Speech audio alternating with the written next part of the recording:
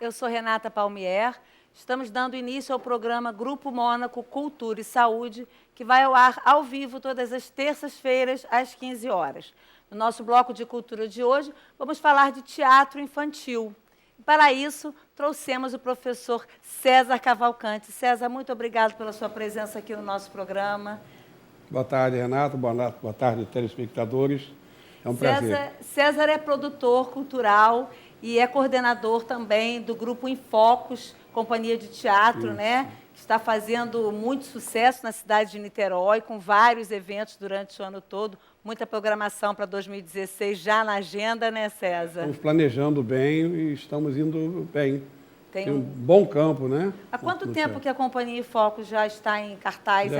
Há 26 anos já. Eu tenho 26 anos. 26 anos de teatro infantil? De teatro infantil. Ou outras atividades também? Atividade com teatro adulto também, teatro empresa. Ah, vocês também fazem trabalho em empresa, em empresas, né? Atendendo o que a empresa pede para trabalhar com acidente de trabalho. Certo, trabalhando com empresa. certo. Mas o nosso foco principal é o teatro infantil e o teatro indo à escola. Teatro no colégio, né? o teatro vai no colégio. Geralmente o foco são as crianças, né, César? Porque a gente trabalha muito, se preocupa com textos que abordem temas transversais, né? E isso, as escolas, como eu sou professor, eu tenho essa facilidade de saber o que vai se trabalhar naquele mês, o que pode ser feito. Então, temas transversais que nós levamos à escola através dos clássicos, através da arte. Interessante. Você me contou um negócio aqui que eu fiquei de boca aberta, né? Você é professor de geografia. Isso, e é um incrível ator, gente. Vocês têm que ver. Bom, Nós daqui a pouco vamos mostrar um pouquinho do César em ação no teatro, né? Porque vocês já fazem o Giro Cultural, que é um teatro infantil promovido pela imprensa oficial do Estado, na Sala de Cultura Leila Diniz. Isso. Já há 2 anos, né, César? Isso, 2 anos. 2 anos. E esse mês vai ter o Papai Noel também, né? Tem, chegado o Papai Noel, do Bom Velhinho, né? O espetáculo está aí, ó, um sonho de Natal e o famoso Papai Noel para chegar junto com o espetáculo. Dia 12 de dezembro, 12, próximo sábado. Às 12 horas. Às 12 horas, na Sala de Cultura Leila Diniz. Isso. Na rua Professor Heitor Carrilho, número 81. Entrada franca, né, César? Isso, entrada franca. Vocês têm feito o trabalho lá e têm tido bastante criança, né, César? Bastante, o público sempre presente, participativo. É muito legal. Um espaço fantástico, né? Entrada franca. E esse mês de dezembro, provavelmente, o Papai Noel vai dar brinde, brinquedos. E sempre tem uma surpresa, né, Papai Noel? Sempre tem uma... Bom, estão todos convidados para assistirem Grupo Infocus, na Sala de Cultura Leila Diniz. Isso. O trabalho de vocês voltado para a criança, de inclusão, né, César, de uma história com fundo moral, como que vocês trabalham isso dentro da companhia de teatro? Então, Renata, a gente procura trabalhar de acordo até com o público que irá nos assistir, levando uma mensagem através da arte, né? Aquela coisa assim da amizade, do amor ao próximo, preservar o meio ambiente urbano, que às vezes...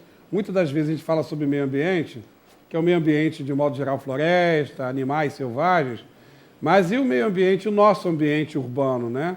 Inclusive um espetáculo que nós temos, a Praça da Alegria, ela fala para os moradores da cidade preservar aquela pracinha que tem na sua cidade, preservar aquele campinho de futebol que está acabando, quase não tem mais, né? Então é importante que através da arte, nós atores consigamos levar aquele público uma mensagem boa, positiva, né? Muito importante isso. Vocês trabalham isso em todos os níveis. Meio ambiente, amor, carinho. O bullying. Bullying também. Respeitar as pessoas de terceira idade. Né? Respeito ao idoso. E também tem dengue. Eu vi também um espetáculo de vocês também que fala sobre saúde, né? Isso é muito importante. E os colégios procuram vocês para fazer esse trabalho? A gente já está... Assim, há muito tempo, tem um número muito bom de espetáculos, já são 32 espetáculos montados, então é um cardápio cultural muito grande, né? E os colégios que viram nossos clientes vão ligando sempre, nós vamos daqui até a região dos Lagos, em Cabo Frio, atendendo esses colégios, ou municipais, ou colégios particulares, né? E como é que faz para a pessoa que quiser contratar o Grupo em Focos para fazer um trabalho, como que faz? Qual é o contato que vocês têm? Eu mantenho contato pelo telefone 99717-3489 e 2607-7512. Nós vamos repetir. E também tem o Facebook também, vocês têm uma página no Facebook? CIA Infocos de Teatro. E tem também o infocosteatro@ig.com.br, que é o e-mail, né?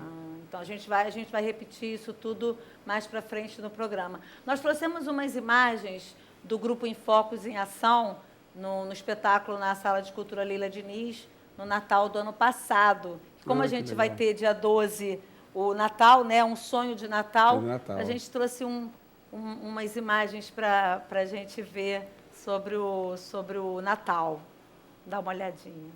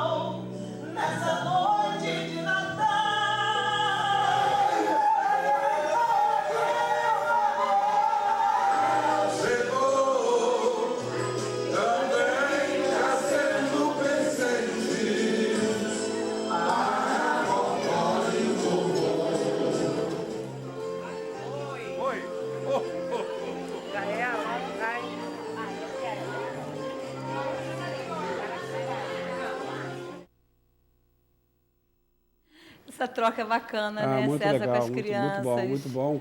E cada vez mais vai nos alimentando de fazer mais arte ainda, né? Esse espetáculo que tem o Papai Noel, ele é diferenciado, né, César? É diferenciado, é leve, muito leve, porque leva uma mensagem de amor, né, de bondade. Alguma criança já chegou lá e puxou sua barba para ver se era de verdade? Não, até que não. Os maiores é que ficam assim meio desconfiados em volta, mas normalmente... Eu acho isso muito curioso, eu gosto muito, eu curto muito esses espetáculos que tem o Papai Noel. A gente não pode deixar fugir a criança que tem dentro da gente, com né? Certeza, a idade cronológica vai aumentando, mas a criança que tem dentro da gente, você não pode deixar, porque isso é a essência da vida, né? É verdade. É ter essa visão. A gente se preocupa muito quando vai montar um espetáculo, inclusive esse de Natal, que nós estamos vendo aí, porque do espírito natalino mesmo, né? É importante isso, é importante que leve o artista de qualquer forma de arte que tenha, da pintura, do balé, né, da literatura, consiga levar um clima de harmonia para a população, de um modo geral. A gente já vive um mundo tão conturbado, né? Com certeza. E então, se tratando de teatro infantil, de valorização à leitura, de pegar no livro mesmo nessa época de tanta tecnologia, não esquecer de ler seu livrinho também, folhear. Isso nos alimenta e nos dá qualidade de vida, né? Com certeza. Aquele pai que de noite pega a criança, lê uma história. Isso hoje em dia é uma raridade, infelizmente, né, César? Uma velocidade muito grande, né? E as pessoas estão esquecendo que tem que ter um recreio por dia. É verdade. Eu não tenho tempo. Tem que ter tempo. Arrume seu tempo com seu filho, cante uma música lá na sala, uma cantiga de roda, como cantavam para você. E assim seu filho vai cantar para o seu neto também. É fundamental. Né? É fundamental. Essa coisa da criança dentro da gente é fundamental mesmo, né? Com certeza. César? O artista tem isso, né? O artista ele tem uma essência diferenciada, né? É um privilégio você conseguir transformar a arte e levar isso para a população em qualquer lugar que seja, né? Nós fomos já 2 vezes na Floresta Amazônica, lá pela Vale, lá em Carajás, fazer apresentação de teatro lá. Que bacana. 2 vezes. Vocês trabalham mais com outras empresas? Como é que é o trabalho de vocês? Trabalhamos com o SESI, quando o SESI pede, o SESC também. Sempre sob demanda, né? O que eles precisam. O que eles precisam. As empresas, normalmente, é um trabalho de contato com empresas do que está se trabalhando na semana de acidente de trabalho. Aham. E, às vezes, até a empresa como a Vale no outro dia pediu, acidente de trabalho, mas que fosse peça infantil. Olha. Aí os pais foram levar as crianças para assistir. Olha. Aí fizemos o casamento da Dona Baratinha, onde mostrava vários acidentes domésticos. Eles pediram que fosse, no caso, acidentes domésticos. Né? Fizeram um pool aí de teatro, de cipate, de... Tudo junto, foi bacana. De evento. Que bom. E 2 espetáculos ao mesmo tempo, um na Barra e outro no centro do Rio de Janeiro. E como que é a estrutura de vocês? Vocês têm estrutura para elenco, né, vamos dizer assim, para atender a uma demanda grande? Quantas pessoas... O Infocus é formado por quantos atores? Infocus deve ter uma média de aproximadamente 22 a 25 atores, no qual nós convocamos de acordo com a necessidade e disponibilidade deles também, né? Porque às vezes o ator não trabalha só na Infocus, presta serviço em outras companhias, né? E então a gente convoca, estando disponível. Aí quando é um espetáculo novo, que vai ser criado ainda, tem um mês de leitura, ensaio, marcação, vamos para estúdio, gravar as músicas, trilhas sonoras, as vinhetas todas no estúdio, para ele ficar pronto, né? Então convocamos de acordo com a necessidade.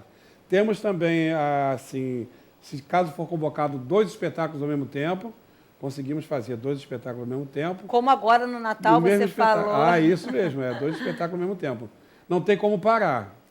Pediu, vamos fazer. Você como produtor cultural, né, César? Sim. Você trabalha, tem o Gugu Araújo também, que trabalha com vocês. Parceria, Gugu é que dirige, o Gugu Araújo é o diretor. Você escreve a música, a peça? Eu escrevo texto, adaptações, né? Ou texto mesmo, vou criando texto, as músicas, e o Gugu dirige o pessoal, eu faço a produção. Vamos à rua comprar os tecidos, ver cenário, levar para cenógrafo, pintura, para costureira, né? Certo. Montar os figurinos. E o Gugu fica com essa parte. Também a parte de venda atualmente, e ir às escolas, a gente ainda é com o Gugu que ele consegue pegar essa parte, procura essa mercado, parte. Né? E por incrível que pareça, essa procura tem que ser pessoal, tem que ir na escola, conversar, tomar um cafezinho, bater um papo e abrir o book e conversar. Às vezes você não consegue naquele momento, mas fica plantada a semente, e mais tarde a escola liga, ou o clube, né? A gente faz clube também, eles ligam e vamos agendando, vamos embora. Caminhando, né? Já tem muita programação para 2016 ou estão... Nós estamos com projetos ainda, que esse ano o final de ano está meio conturbado, né? Então a gente tem um projeto de trabalhar em janeiro no Férias Nota 10 pela Prefeitura de Niterói, que é o teatro indo nas colônias de férias. Isso é um projeto que já acontece sempre no mês de janeiro, né? Da Prefeitura de Niterói.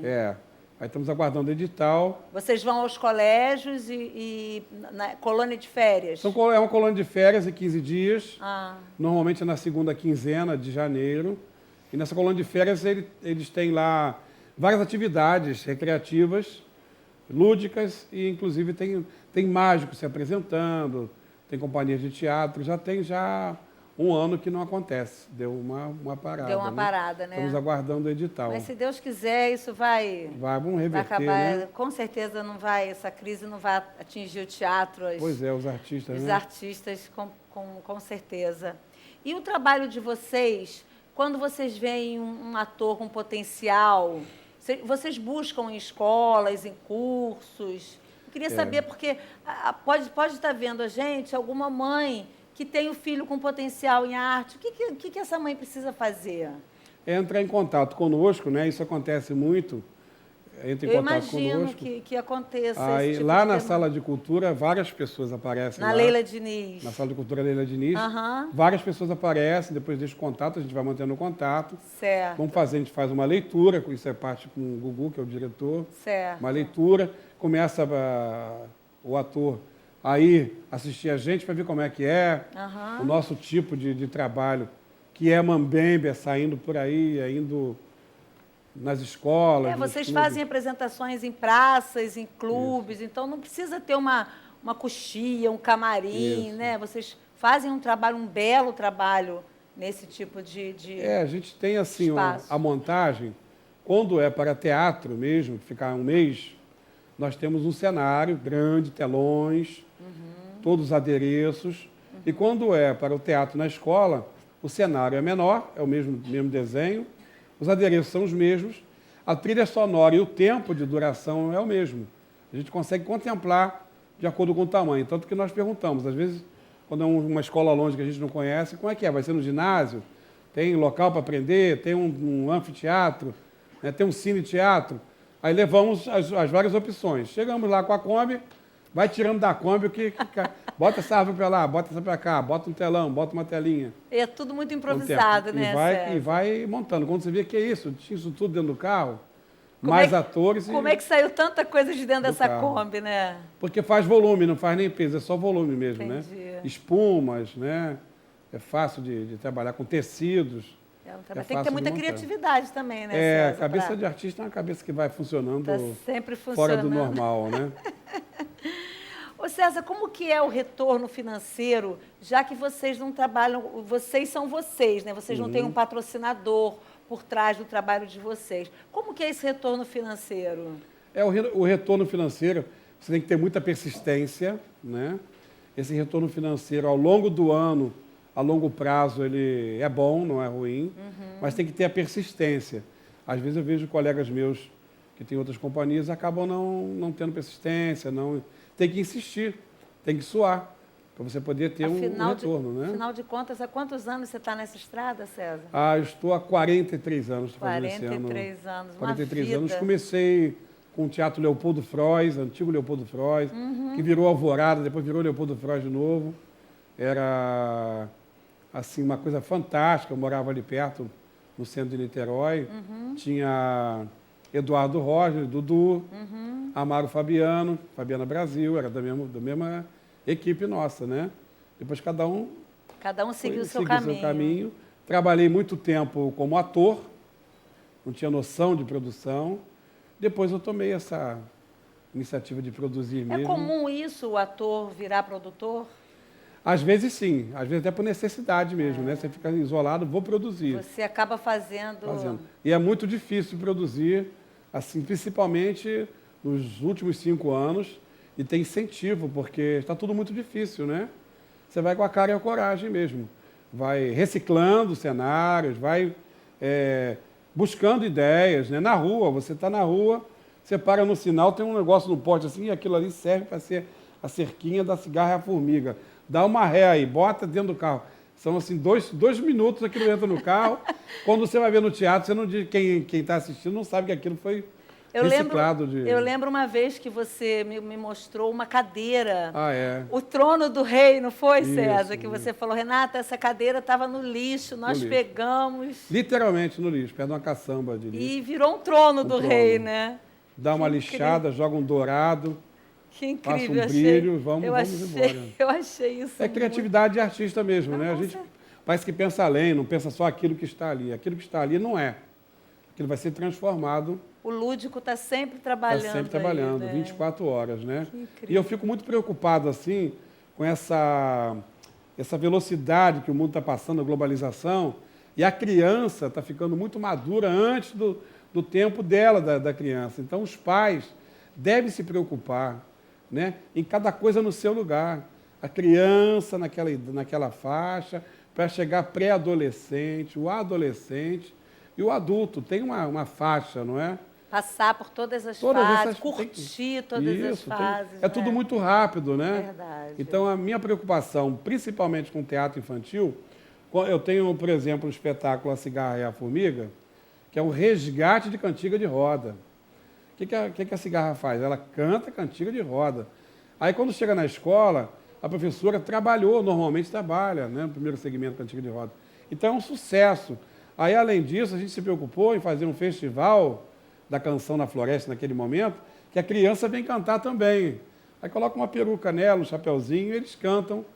Essa interação é muito bacana. Muito a gente bacana. Viu no vídeo que vocês fazem, vocês trabalham essa coisa de pegar a criança da plateia, trazer, perguntar o nome, né? Isso, participar. Vocês fazem muito isso, é um trabalho bem... Participar. Nós fomos fazer no Horto do Barreto, no outro dia, a Praça da Alegria, um espetáculo que fala da preservação das praças, né?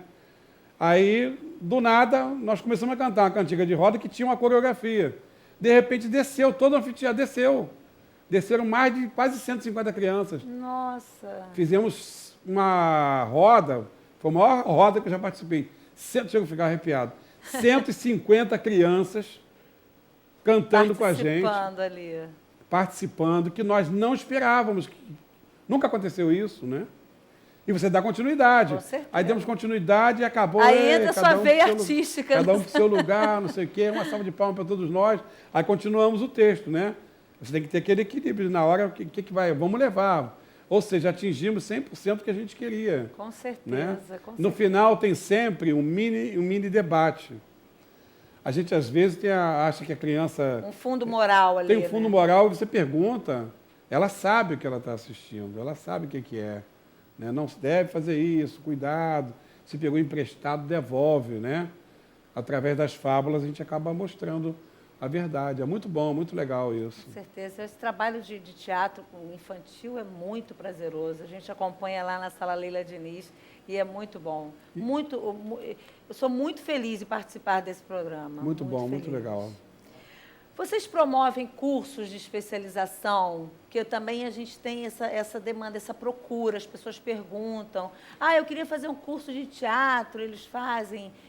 Para quem que você indica, se vocês não trabalham mais com isso, para quem que vocês indicam? Olha, nós não trabalhamos mais porque não dá tempo de produzir e sair fazendo teatro, né? Não dá tempo, né? Existe o curso do Guga Galo, que era, não sei se ainda continua, no São Gonçalo Shopping, em parceria com o Eu acho que com o se a Sesc. pessoa procurar hoje em dia, né, César? Tem. Eu queria aproveitar a oportunidade de você estar aqui para falar, mas eu acho que se a pessoa procurar na internet ou ir a um espetáculo e procurar, consegue fazer. Hoje em dia tem Tendo bastante... dom, tem. E tem muita gente também que às vezes, eu acho que não sirvo e tal, é tímido e começa a fazer leitura, começa a participar, em 2 meses já está.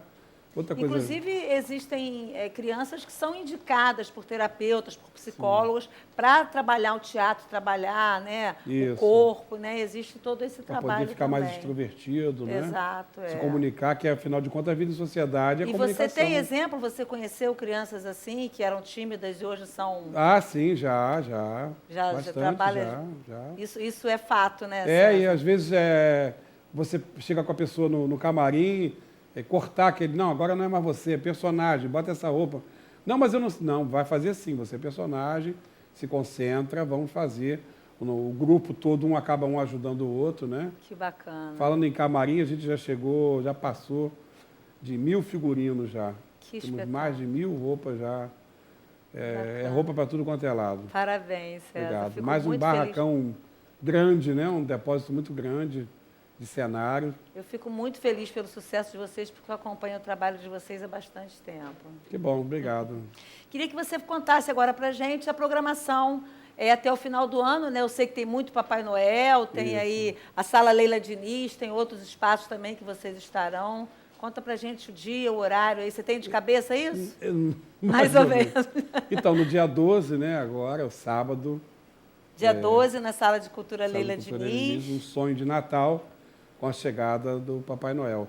Aí, já a partir do dia 12, é só o Papai Noel mesmo. Chegada do Papai Noel no Country Club de Niterói, Pendotiba. Sabe que dia que é? No dia 20. Dia 20 de dezembro.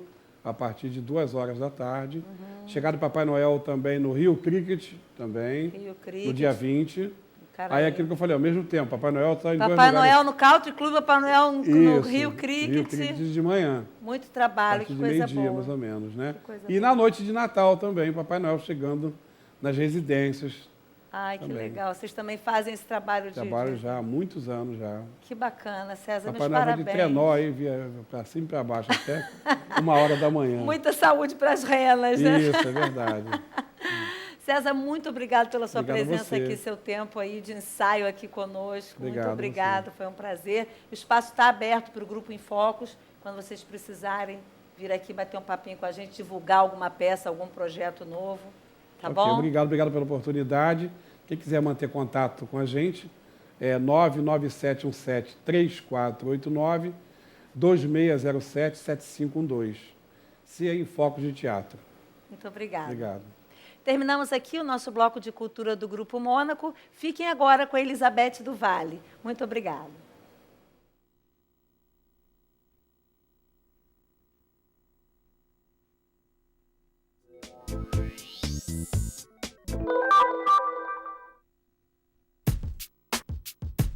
Os acidentes com serpentes representam no Brasil e no mundo um grande problema de saúde pública.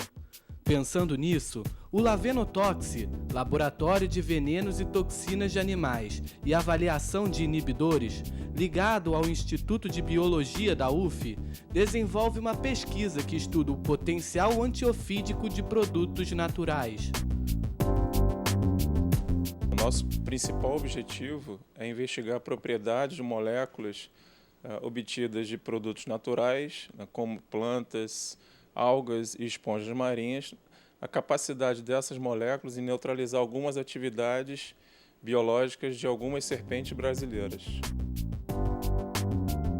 A pesquisa trata especificamente de acidentes com 3 serpentes, a surucucu, a jararaca e a jararacuçu. Tradicionalmente, a soroterapia funciona como tratamento em caso de ataques. No entanto, ela apresenta deficiências na prevenção de sequelas. Isso motivou o grupo do Lavenotoxi a buscar alternativas de tratamento.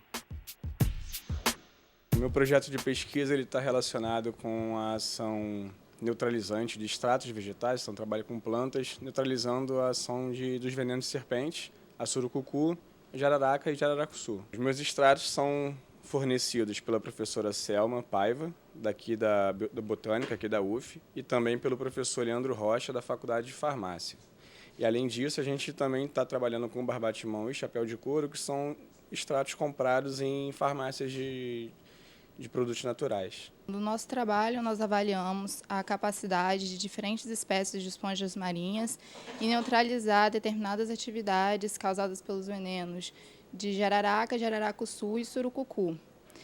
Esse trabalho é em colaboração com a doutora Suzy Ribeiro e o doutor Guilherme Muricy, do Museu Nacional, e que fornecem os extratos brutos das esponjas, e nós obtivemos resultados bastante satisfatórios. Além do trabalho desenvolvido com plantas e esponjas marinhas, o Lavenotoxi também estuda o potencial antiofídico de algas marinhas. Meu projeto de pesquisa aqui no laboratório é com algas marinhas, macroalgas marinhas. E eu trabalho com produtos isolados dessas algas marinhas. Eu defendi doutorado agora em fevereiro e nessa tese eu trabalhei com diterpenos isolados de 2 macroalgas marinhas. Eu fui orientada tanto pelo professor André Fuli, como também pela professora Valéria Laneville, lá da Biologia Marinha.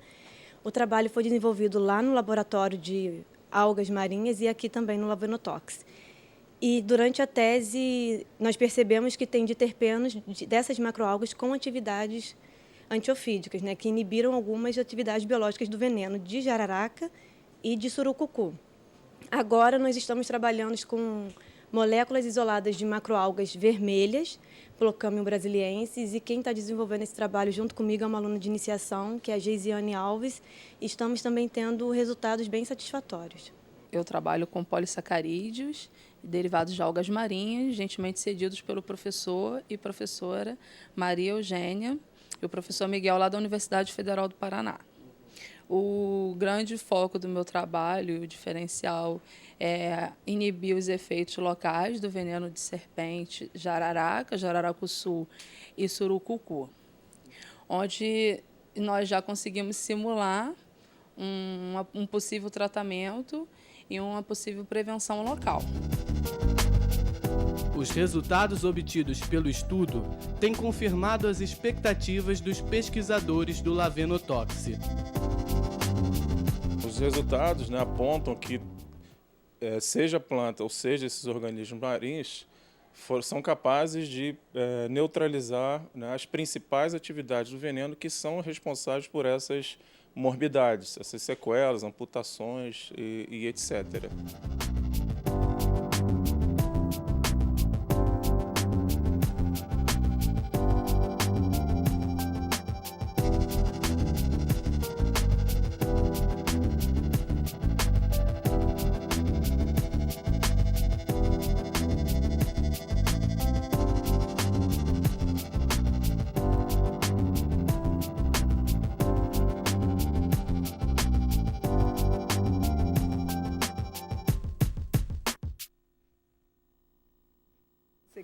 assiste.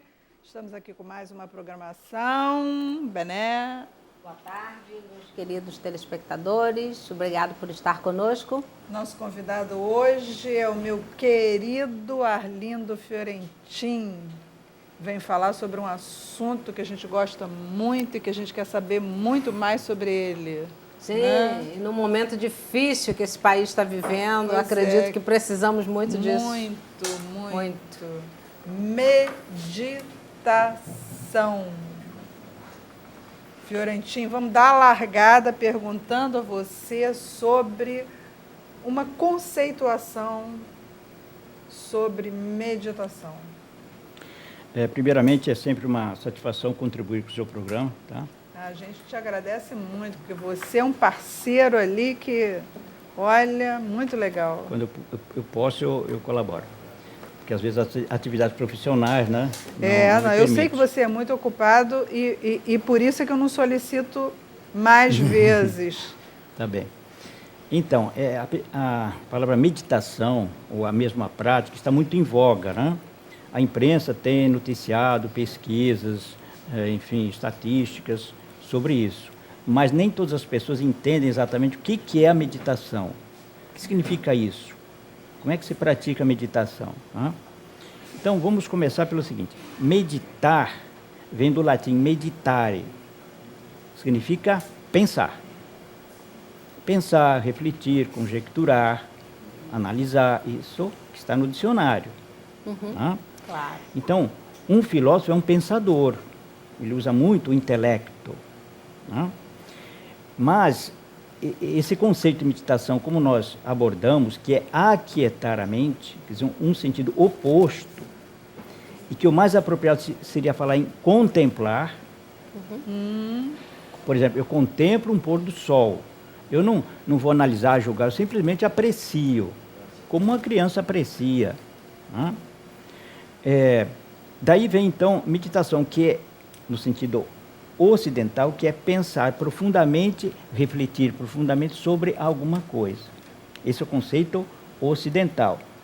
O conceito oriental é aquietar a mente, aquietar os pensamentos, e daí surgem incríveis benefícios.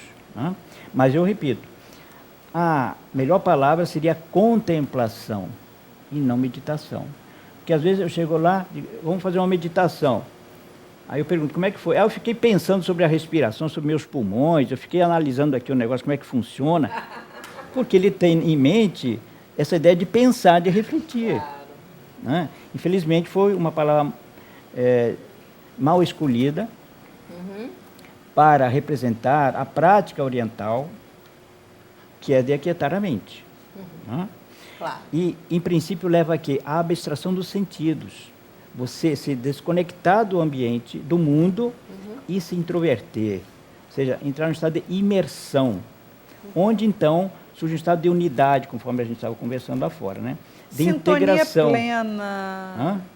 Uma introversão, ou seja, corpo, mente, emoções, energias, tudo conforme uma unidade. Porque no dia a dia, nós vivemos num estado relativamente fragmentado. O corpo está aqui fazendo uma coisa, comendo, por exemplo, ou tomando banho, e a mente foi.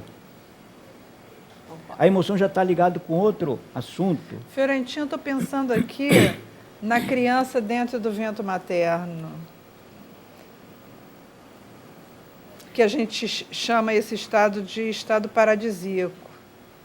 Quer dizer, até que ponto esse momento da vida de todos nós, é exatamente isso, né? Define exatamente o que seria essa coisa do sentir-se como uma unidade, do sentir essa completude da unidade do ser, que a gente busca através da meditação.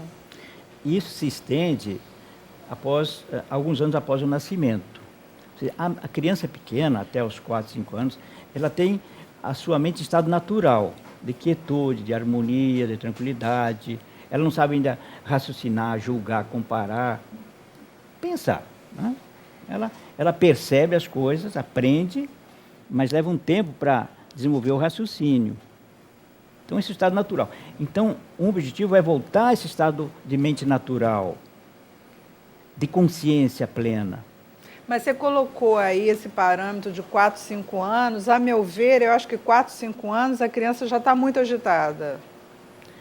Dependendo de onde ela é criada, já recebeu muito estímulo de fora, hoje em dia, dependendo da cultura. Hoje em dia, na cidade, é isso. Mas se você pegar uma criança lá do interior, sim, é uma fazenda... Mas aí até o adulto é diferente. O índio, a criança indígena é uma criança que é mente natural mesmo. Sim, com certeza. O índio como um todo, né? Porque o Ocidente, ele não solicita muito intelecto. Ou seja, é uma faculdade do hemisfério esquerdo do cérebro.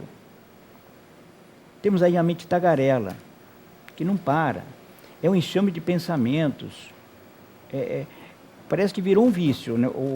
A atividade do pensar. É um enxame de pensamentos, um atrás do outro. A gente não para, né? Não consegue frear isso. É a coisa isso é desesperador. É a coisa compulsão, é desesperador.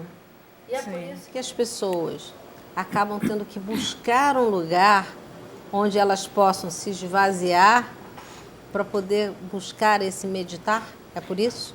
Exatamente. Então, uma pessoa que tem conhecimento do assunto, ela se esforça para, em alguns minutos do dia, fazer uma introjeção, uma imersão para aquietar a mente. E os benefícios são incríveis, conforme a ciência tem demonstrado. Aliás, hoje, a meditação não é apenas uma coisa mística, ela é ciência. Muitos neurocientistas praticam, pesquisam seus resultados e divulgam essa prática. Não importa a sua religião, não importa. Porque o objetivo não é você se dirigir a uma divindade, uma deidade. Não. É usar uma técnica, um truque, uma estratégia para aquietar a mente. E são várias essas técnicas, vários são os truques. Mas eu queria estender um pouquinho sobre a questão dos hemisférios cerebrais. Né? Essas funções predominantes dos hemisférios cerebrais foram levantadas a partir de casos de derrame cerebral. Então, por exemplo, se a pessoa tem um derrame no hemisfério esquerdo, o que muda? Se é no hemisfério direito, quais foram as variações?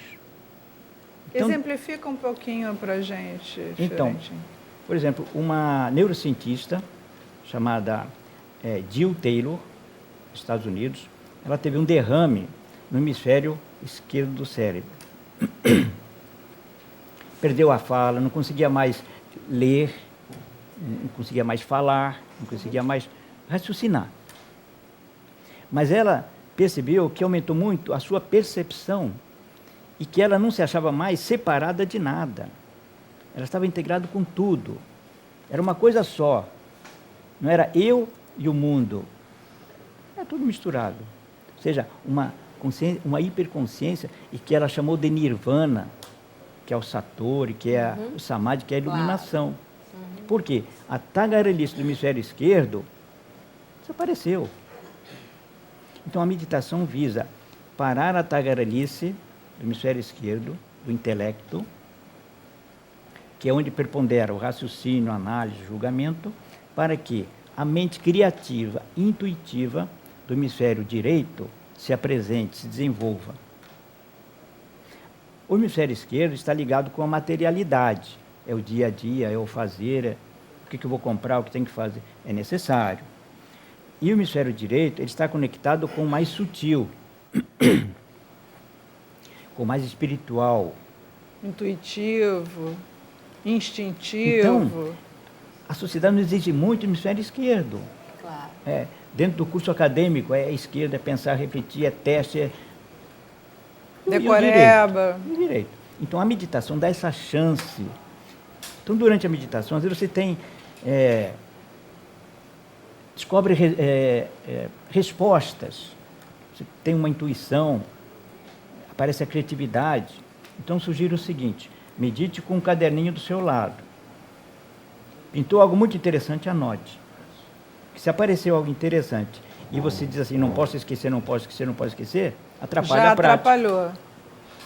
Então, vale a pena se interromper alguns segundos a prática, escreve ali a palavra-chave e depois você vai ler o que foi que surgiu ali de interessante. Mas então o que você está dizendo é que no dia a dia, na nossa vida corrida, na sala de aula, no trabalho, você não é incentivado a exercitar esse lado da meditação, porque levamos uma vida para o lado simplesmente material, o ter, e o ser acaba ficando em segundo plano. Então você está me dizendo que a meditação que envolve mais o ser é o que dá mais prazer ao indivíduo. Mais prazer, mas é uma escolha também individual, não dá para o coletivo te impor isso, é isso que você está dizendo? Estado de plenitude. Sim. Né? Você vê dos 4 grandes ramos do conhecimento, ciência, filosofia, arte e religião, 2 estão ligadas ao hemisfério esquerdo, filosofia e ciência, e 2 no hemisfério direito, que é a arte e a religião, espiritualidade. Tem essa dicotomia, né? Mas vale a pena dizer o seguinte agora. O hemisfério esquerdo, a mente como nós conhecemos, o intelecto, ele está muito no passado e no futuro. E o hemisfério direito, ele quer o presente. Que o que falta muito na vida das pessoas está no presente. É o contato. É o contato, é a emoção, quer dizer, é o que você está vivenciando nesse momento, é o que nós estamos vivenciando aqui. A plena atenção, aqui e agora.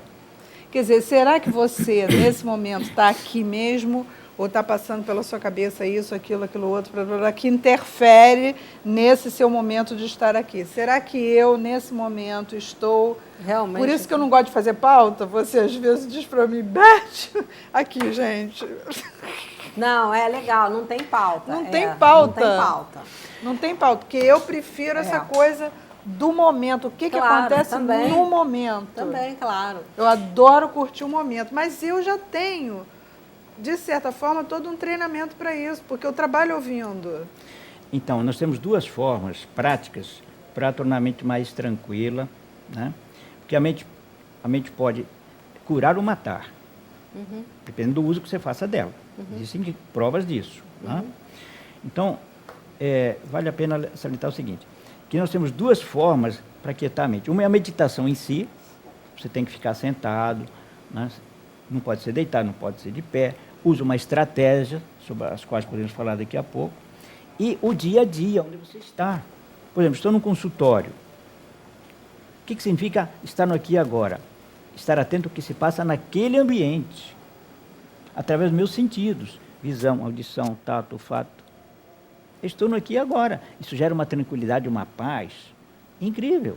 Eu, quando estou ouvindo alguém, eu esqueço de mim. Eu posso estar, às vezes, com dor de cabeça, eu tenho muita enxaqueca, né? Eu posso estar numa crise de enxaqueca, se eu estiver ouvindo alguém, estiver sentada diante de alguém, na posição de escuta, sentada na minha cadeira, na posição de escuta, pode chover canivete. Então, boa capacidade de concentração, de controle da mente. Muito estudante não tem isso. O cara está lendo e não absorveu nada. O que eu li? Repete, o que eu li? Capacidade de concentração, de atenção plena. Isso é fácil de desenvolver, mas precisa treino.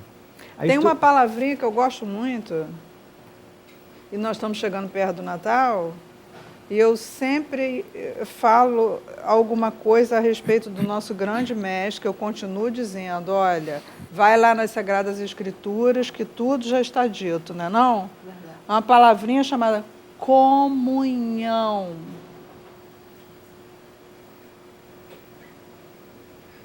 Que eu acho que nomeia bem a respeito do que nós estamos falando. Nós estamos falando em entrar em comunhão com tudo que está à nossa volta. Integração. Que é a integração. O livro, tanto que o livro sagrado entrar diz em sintonia, né? Que para você meditar, você deve preparar o seu coração. Que diz que a sede da motivação é o nosso coração. Então, para você meditar, o seu coração tem que estar calmo. Tanto que os batimentos cardíacos da meditação, eles se acalmam, né? Pois é, mas eu acho que a gente poderia dizer que a meditação leva a essa calma. Sim, desde que você esteja preparado. Não, mas a meditação é exatamente para poder te preparar para isso. São semelhantes. Tá? O resultado é o mesmo. Mas na meditação, os batimentos do coração podem chegar até 5 batimentos por minuto, Olha, 3. O natural é o quê? 15 a 18 batidos. Claro. Existe uma técnica de meditação que é você ficar atento à respiração. Só isso. O foco é esse. O truque é esse. Eu vou perceber a minha respiração, sem interferir no processo. Mas para algumas pessoas, essa diminuição das respirações por minuto assusta. Assusta e ela para. Não quero não, vou morrer, a respiração está parando. Então, essa técnica não serve para essa pessoa. Então, a técnica varia de acordo com a pessoa e só ela vai descobrir qual é melhor. Eu não posso dizer, a sua é essa, a sua é aquela. Mesmo que seja meu irmão, minha mãe, não consigo. Uma coisa muito peculiar, singular para si. Muito pessoal. Então, por isso que eu indico várias técnicas e cada um vai experimentar uma por uma. E no final, qual é a sua? Foi essa. Já foi diferente? Já foi diferente. Existe uma meditação, que é a meditação transcendental, onde a técnica é igual para todo mundo, que é do mantra. Claro. Você repete um som. Você repete um som. É Claro. sensacional. Para muita gente funciona, mas para os outros não funciona. Não funciona, claro. Uma pessoa faz o curso, pratica um mês, mas não deu resultado nenhum, abandona. Claro. Abandona. Eu queria até exemplificar isso que você está falando, que faz todo sentido, até porque vocês dois são dessa área em comum, de uma amiga no meio de uma crise de pânico e que ela, no meio da rua, entrou numa crise de pânico e não sabia o que fazer.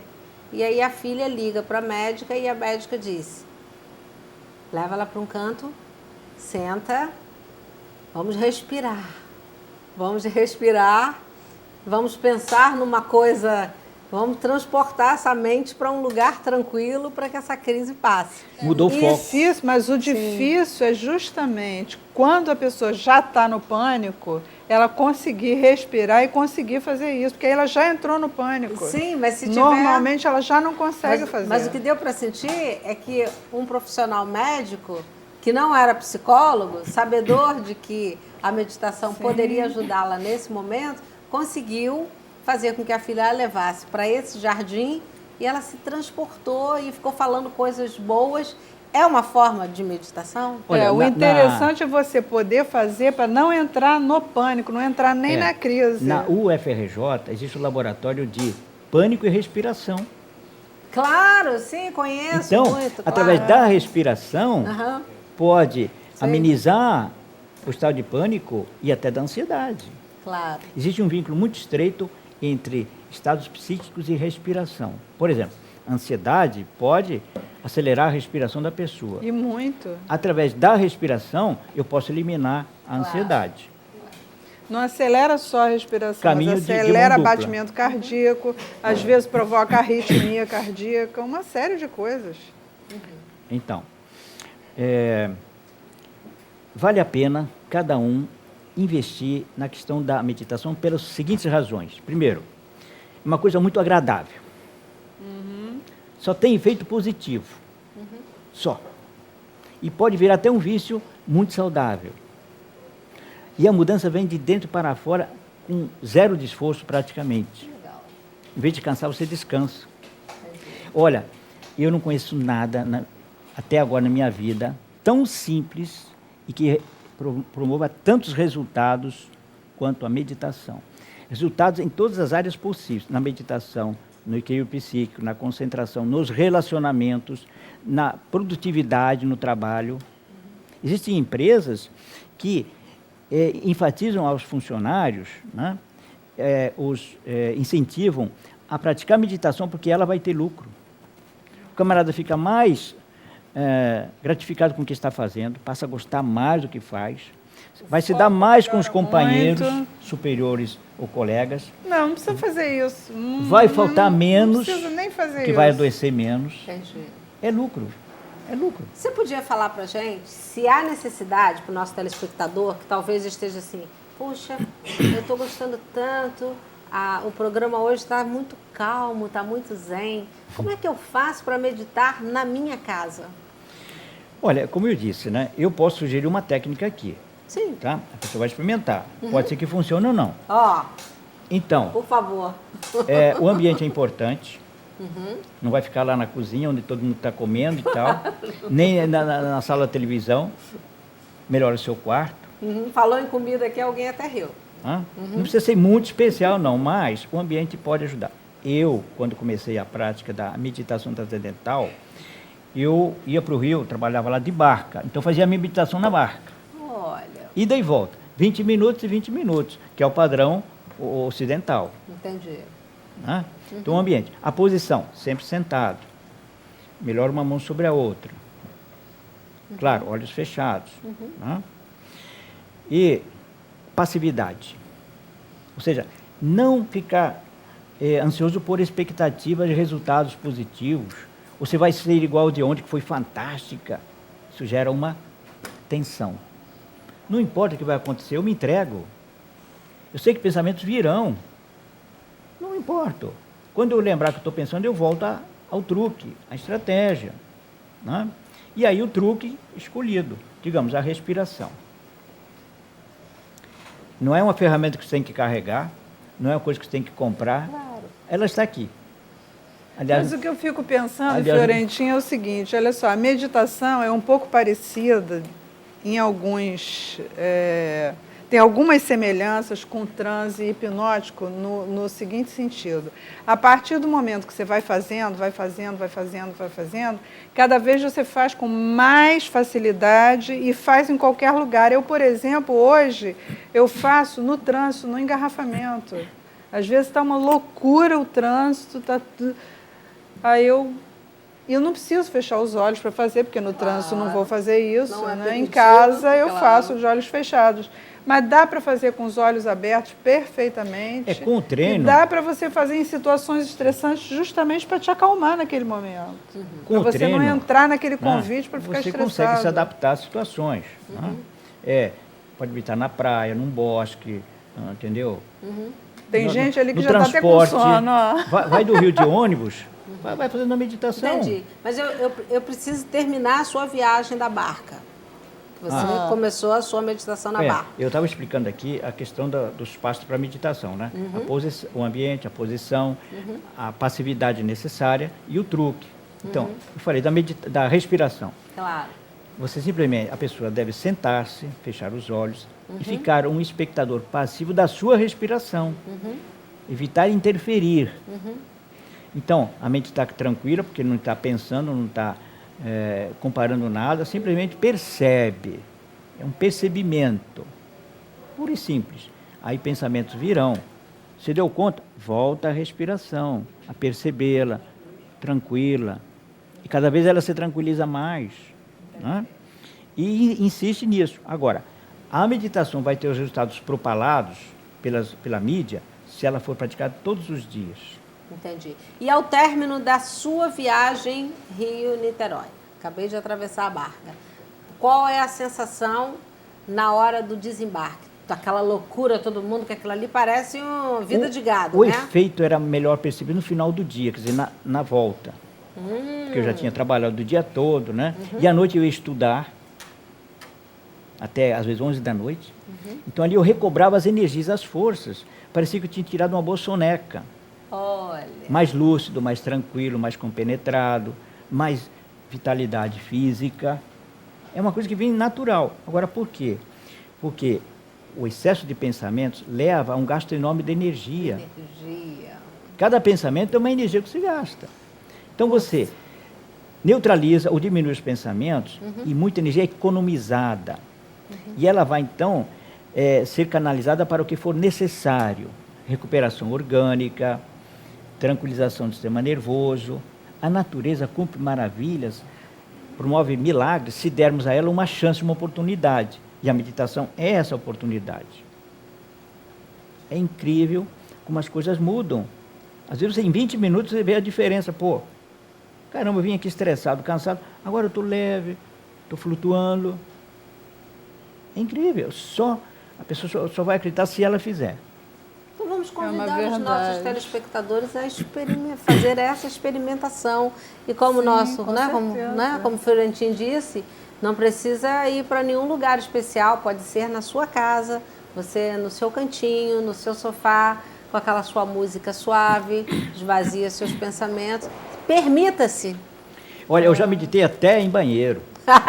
Na faculdade, às vezes eu escolhia uma sala lá vazia, né, e me escondia no canto e fazia minha prática. Mas às vezes não tinha sala vazia, eu ia no banheiro, sentava lá na tampinha do vaso, entendeu? E funcionava, pô. Aí bateu na porta, o que você astuto. está fazendo aí? Tem que ser astuto. Estou meditando. Entendi. Isso me lembra que Paulo diz no livro sagrado que nos últimos tempos você ia ter que comprar tempo. Então tem que comprar tempo para meditar. Então, o bom é que você... Fiorentinho comprando é uma coisa tempo. muito barata, né? E simples. Claro. A criança tem a maior facilidade, por quê? Porque ela não tem um pensamento tão agitado quanto o nosso. Uma mente tão tagarela. Eu estou...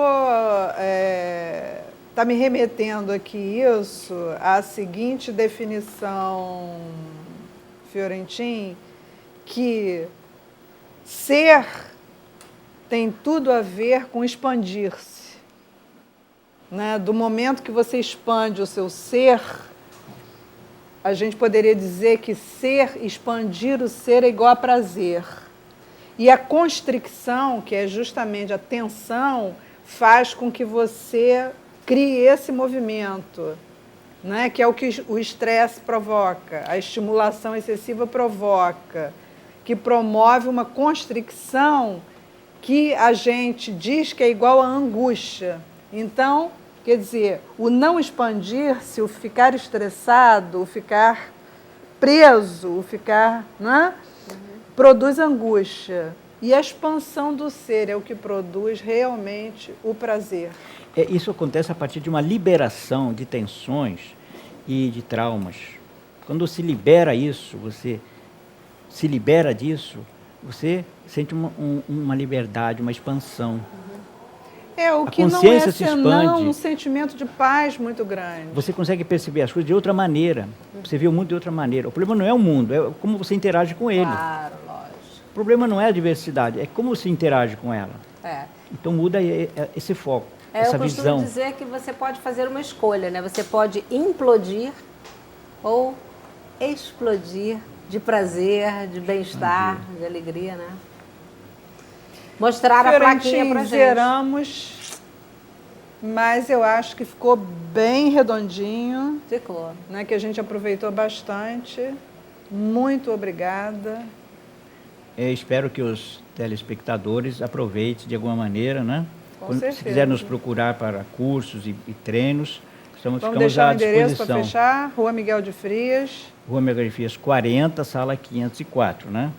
E tem o site www.ortobio.com.br. Gente, finalizamos, Bené. Grande beijo. Até a próxima. Beijo. Medite. Até o próximo. Obrigado a todos.